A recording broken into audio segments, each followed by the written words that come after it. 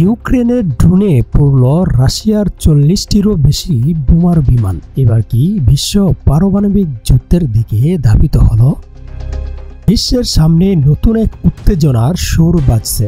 রাশিয়ার একের পর এক সামরিক ঘাঁটিতে ইউক্রেনের নজিরবিহীন ড্রোন হামলা এবং তাতেই পুড়ে ছাই হয়ে গেল রাশিয়ার প্রায় 41টি কৌশলগত বোমারু বিমান। প্রশ্ন উঠছে, একই কেবল প্রতিশোধ নাকি বিশ্ব এগোচ্ছে এক ভয়ঙ্কর পারমাণবিক সংঘাতের দিকে? ইউক্রেন রাশিয়া যুদ্ধ শুরু হওয়ার পর সবচেয়ে বড় ড্রোন হামলা চালালো ইউক্রেন, যা লক্ষ্য করে রাশিয়ার 5টি অঞ্চলে থাকা বিমান ঘাঁটি মুরমানস্ক, ইরকুতস্ক, ইভানোভো, রিয়াজান এবং আমুর বিমান ঘাঁটিগুলোতে। মুরমানস্ক ও ইরকুতস্ক অঞ্চলে হামলার পর একাধিক Tu-95 এবং Tu-116 কৌশলগত বোমারু বিমান ধ্বংস হয়, যেগুলো থেকে পারমাণবিক অস্ত্র নিক্ষেপ করা সম্ভব। ইউক্রেনের নিরাপত্তা সংস্থা SBU দাবি করছে, এই হামলায় ধ্বংস হওয়া রাশিয়ার বিমানগুলোর মূল্য প্রায় $7 বিলিয়ন।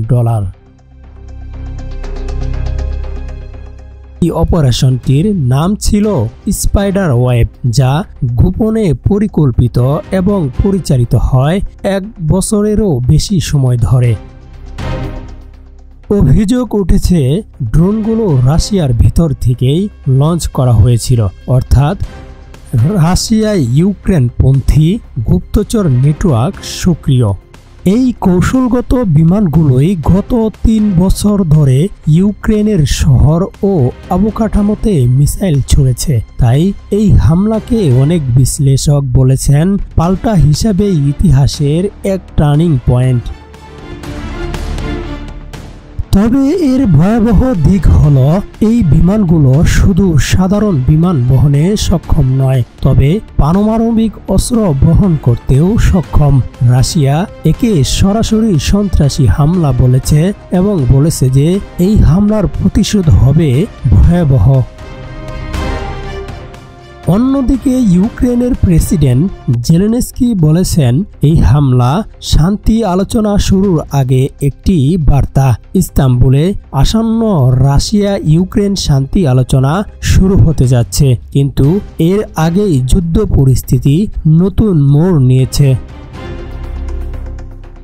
একই দিন রাশিয়ার ব্রায়ানস্ক অঞ্চলে 388 যাত্রীবাহী ট্রেন চলার সময় সেতুতে বিস্ফোরণ ঘটে, যেখানে মারা যায় কমপক্ষে 7 জন, আহত হয় প্রায় 69 জন।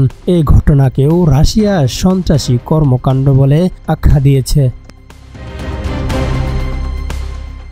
ওই সময়ে রাশিয়া দাবি করছে, তারা ইউক্রেনের সুমি অঞ্চলে অগ্রসর হয়েছে এবং মে মাসে নিয়ন্ত্রণে নিয়েছে 450 বর্গ কিলোমিটার এলাকা। বিশেষজ্ঞরা বলছেন, এ ধরনের হামলা পারমাণবিক যুদ্ধের আশঙ্কাকে উস্কে দিতে পারে, কারণ কৌশলগত বোমারু বিমানগুলোর উপর হামলা মানেই রাশিয়ায় পারমাণবিক প্রতিরক্ষা কাঠামোর উপর সরাসরি হুমকি। এখন প্রশ্ন একটাই, এই হামলার জবাবে কি রাশিয়া পারমাণবিক অস্ত্র ব্যবহারের দিকে ঝুঁকবে, নাকি শান্তি আলোচনায় নতুন কোনো কূটনৈতিক দিক উন্মোচিত হবে? বিশ্ববাসী আজ তাকিয়ে আছে ইস্তাম্বুলের দিকে, তবে তার আগেই যুদ্ধের মেঘ যেন আরও গাঢ় হচ্ছে। আপনি কি মনে করেন এই ঘটনার পর বিশ্ব একটি পারমাণবিক যুদ্ধের দিকে এগোচ্ছে? কমেন্টে জানান আপনার মতামত। আর এমন বিশ্লেষকমূলক রিপোর্ট পেতে আমাদের সঙ্গেই থাকুন। সাবস্ক্রাইব করুন এখনই।